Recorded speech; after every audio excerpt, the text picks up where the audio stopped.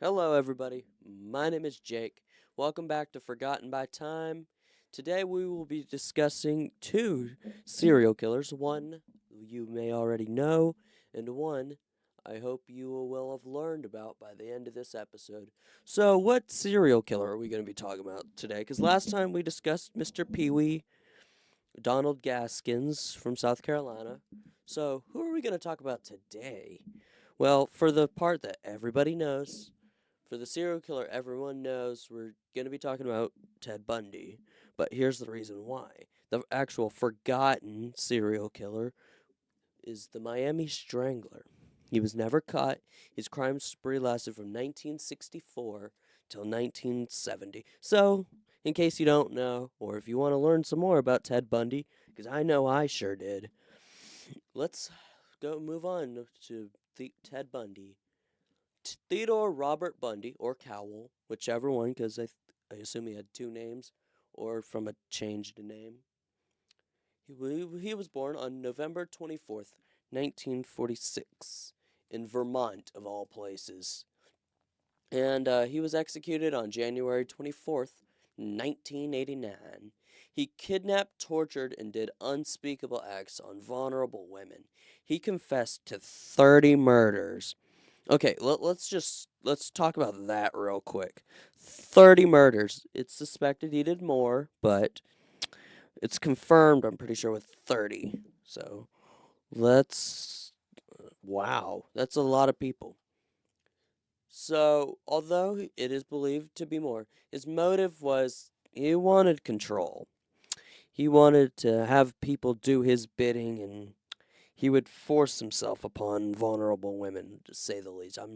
I can't say exactly what he did because it's some pretty nasty crap, but he would often lure people in by claiming he needed help. He would often have his hand or arm in a sling and, have women come over and be like, "Oh, I need help with my books. Can you help me put them in my car?" And he would murder them. Yep. So let's talk.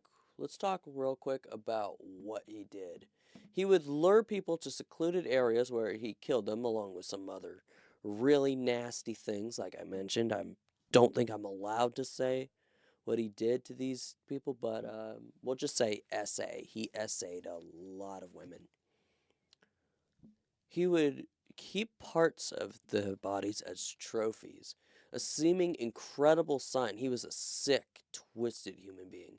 Despite what you may believe about the death penalty, he deserves what he got. So let's talk about the death penalty real quick. Personally, if you're going to do a crime, there has to be a punishment. And capital punishment, yes, I fully support it. If you disagree, let me know in the comments section down below, because if we don't have it as a deterrent, it's just like saying, "Oh, go ahead, commit this crime." There's basically, "Oh, you'll get life." That's no big deal. And I'm not saying that's a good thing, but I feel like the death penalty is a lot more effective, or at least it should be in like terms of deterrence. So, he was arrested in Utah for aggravated assault and kidnapping. He escaped somehow twice, moved to Florida to continue in his evil ways. He was finally captured in Florida in 1978 and given 3 death penalties and 1 to 15 years in prison. Now, that's the part I don't get with the death penalty. Why are you gonna like stack death penalties? I know he killed 30 people, but I think 1 death penalty would have been fine. Just another 1 to 15 years, maybe I could see, because still he harmed a lot of people, so maybe. But I feel like you don't need to say, "Oh, you're getting 3 death penalties." Like, what are they gonna do? Inject him 3 times?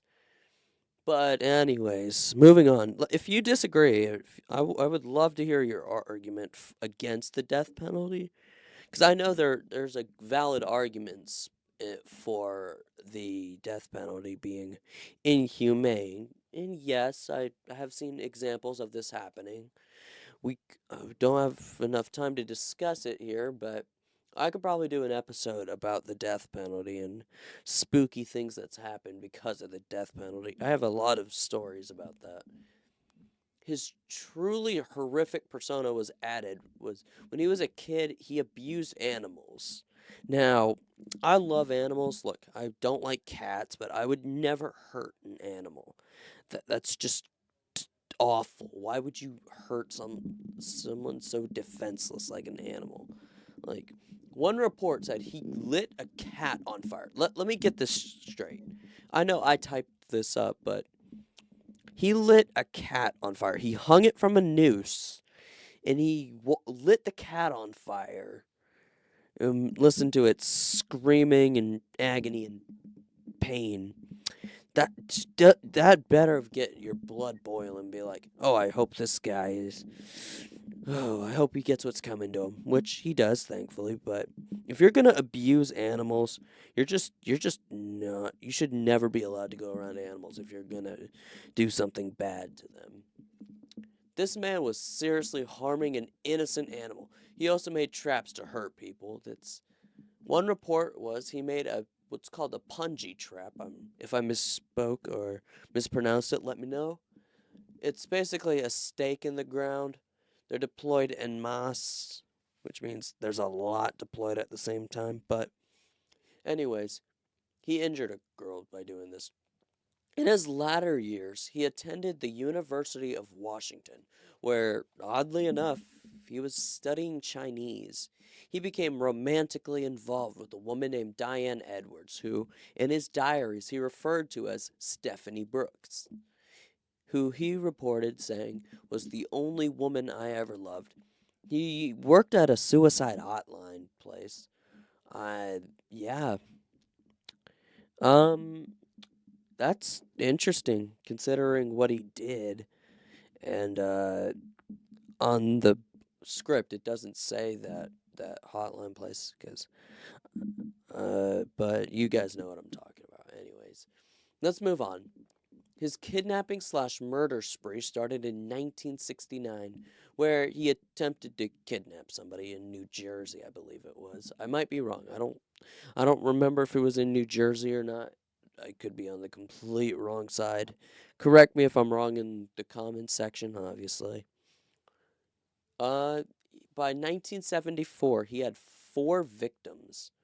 So let's discuss who he murdered. Washington, Oregon begins our story with Ted's first victim, Karen Sparks, a dancer who is also called Joni Lenz, Mary Adams, and Terry Caldwell, which again was the names he referred to them in her diary, his diary. He abused her with a metal rod from her bed frame. Thankfully, Sparks survived, but she had permanent brain damage. Now, let's just talk about that real quick. He did, I can't say everything he did, but for the abuse, I feel like you could imagine if you want to think about what he did. I personally don't, but he abused somebody with a metal bed rod. Now, basically, from her own bed, I'm pretty sure it was. It was from her bed. He abused her with a metal rod. That just makes you not feel safe in your own home, and home should be a safe place where you can feel, like you're not going to be hurt by anybody. Now, if you are in a situation where that is the case, you probably don't want to be at home. But I mean, just imagine what this poor girl suffered. On February 1st, he broke into the basement of a 21-year-old Linda Ann Healy. He beat her unconscious, dressed her, so I guess she was undressed or going to bed, or because I believe it was in a white blazer or something like that. He put her in, and he dumped his body after. Again, he had his way with her. I'm sure you could get context clues as to what I mean by that. So he was murdering people just about every month. So, again, to continue, in March, he murdered Donna Gale Manson. No, I looked it up too, because when I saw Manson, I was like, oh, Charlie Manson. I might have to do another episode. I might have to do an episode on Charlie. No, she's not related to him. I looked it up and made sure. Mr. Bundy burned her skull in a fit of paranoia and cleanliness. So he killed her, then burned her in a chimney or fireplace. I believe it was a fireplace he did it. Now, this is sad. I mean, fire. He and I bet you he didn't even give them a proper burial. It was probably very rudimentary or it wasn't very good. He didn't bury them very well or respectably, because reports said he came back once in a while and did some stuff to the bodies. In April, he murdered Susan Ellen Raincourt. Apparently, she helped and injured Ted Bundy into his tan Volkswagen Beetle. Now, Volkswagen Beetles were very popular back then. Not exactly sure why. I mean, it's the 60s. I mean, the car looks cool, but I don't know. So basically, Ted, as I said earlier, would fake injuries, pretend to be a police officer, firefighter, to gain the trust of these girls, and then kill them and have his way with them.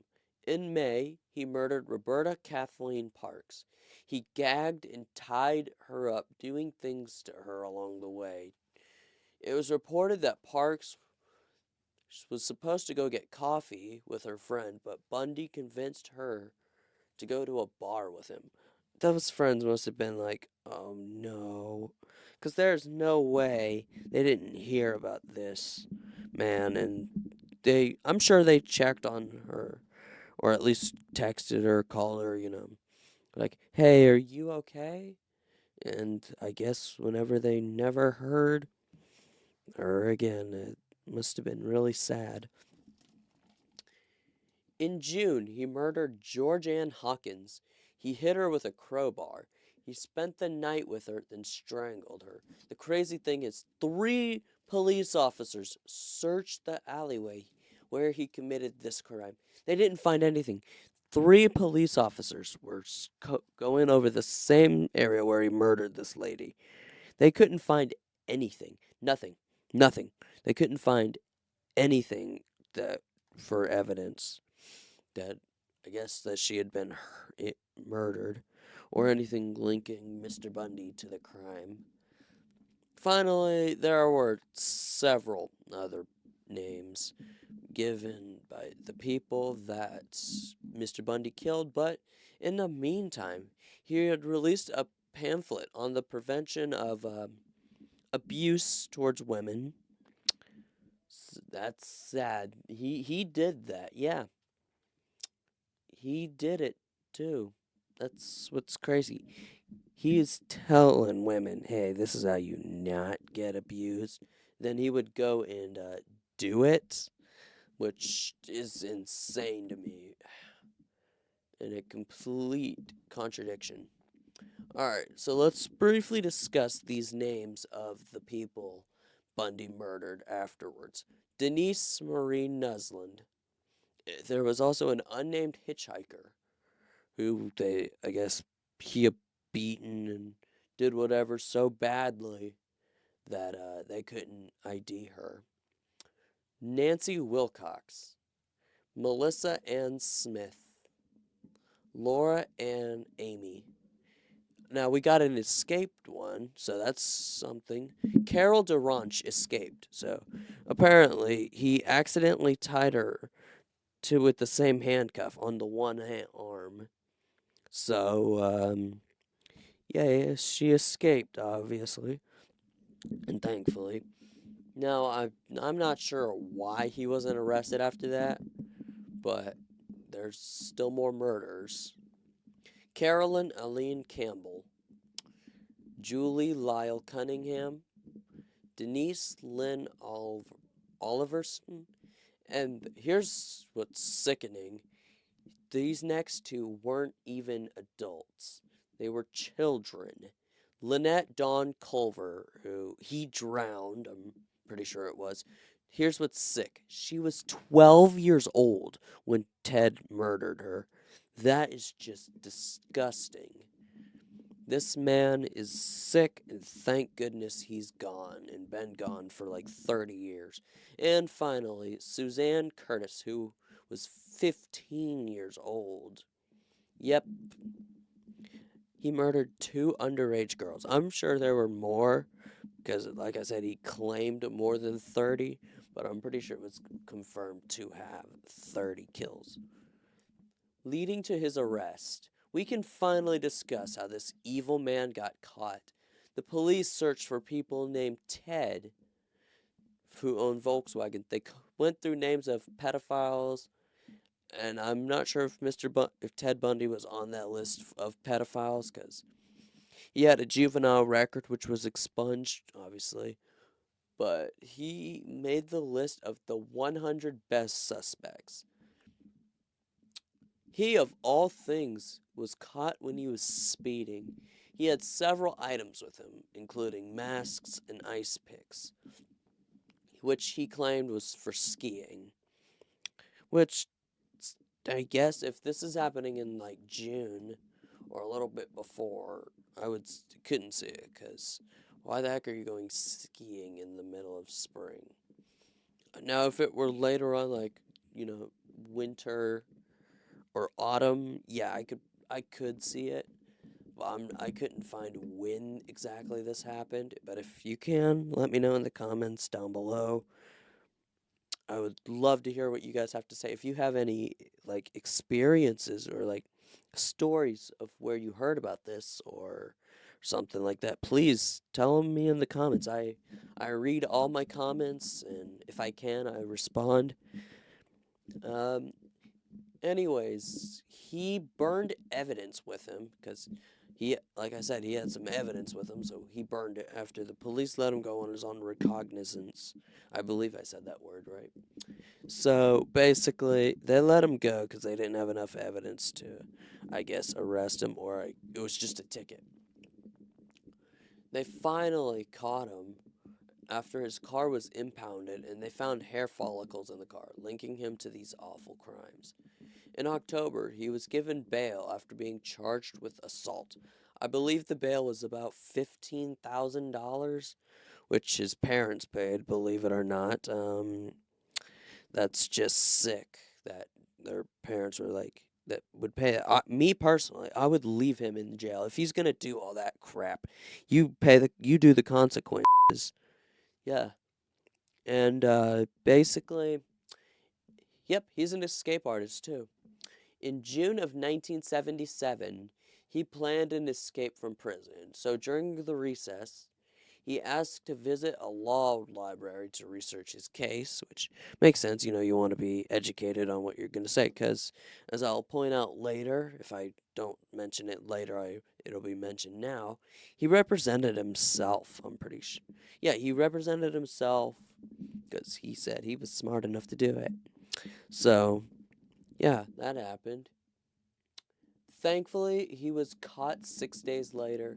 Oh, not to mention, he jumped out a second-story window from that prison. So, yeah, obviously he was injured, and he must have been like, the adrenaline must have been crazy. In the same year, he hatched another plan. He piled books on his bed to make it look like it was him. He saw a hole in the wall. So basically, he cut a hole in his wall. Some lady helped him do it too, who he would end up marrying later and have a child, but that's later on in the story. Keep in mind, he lost 30 pounds while in prison, so weight loss, hey, I mean, he did it. There, he planned to go to Florida. By the time he was the warden in Colorado, found out what he did, he was on his way to Chicago. Yeah, he was definitely going to flee to the other side of the country, so it would be harder to track him. I feel like that's pretty logical because you want to be as far as you can away from where you did everything. Trails and Marriage of a Madman. You heard me right. This sicko got married in prison. Yep. He he married a lady that helped him escape. In May of 1978, he was charged for the murders and assaults. Unfortunately, he was given a plea deal where he was only given 75 years.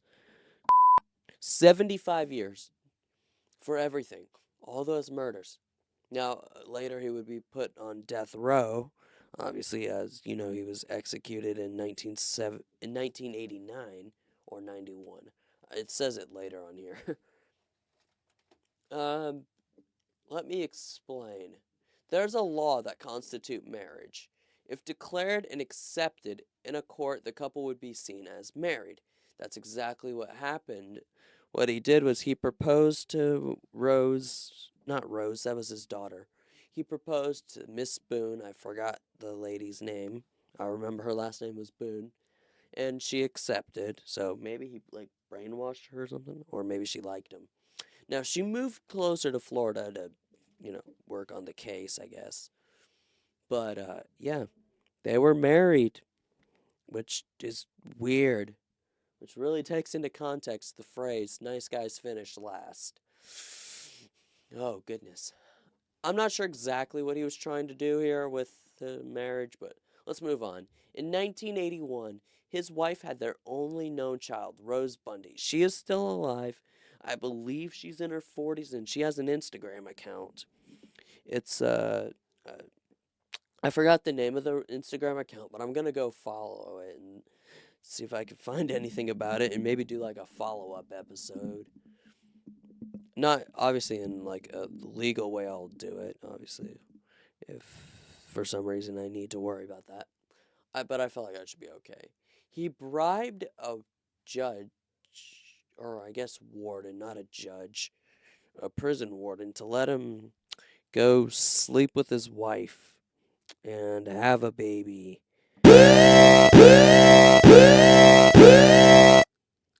Which was very common back then because you could pay a judge off, not judge, you could pay a guard off to allow time with your partner and significant other because it's restricted by the prison, obviously. So they're not like hatching escape plans and stuff.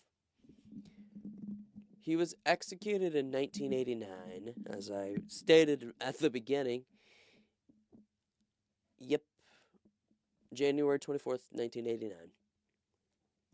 His final words were, Jim and Fred, I'd like for you to give my love to my family and friends. Jim and Fred were like his lawyers and attorney, I guess. So, Bundy was cremated and had his ashes scattered in an undisclosed location. Let's move over to our unknown, seemingly, Miami Strangler. I could not find really any information on him. I could find who he murdered, but nothing. I mean, now here's the thing. He didn't even really strangle his victims most of the time. They were mostly smothered or beaten.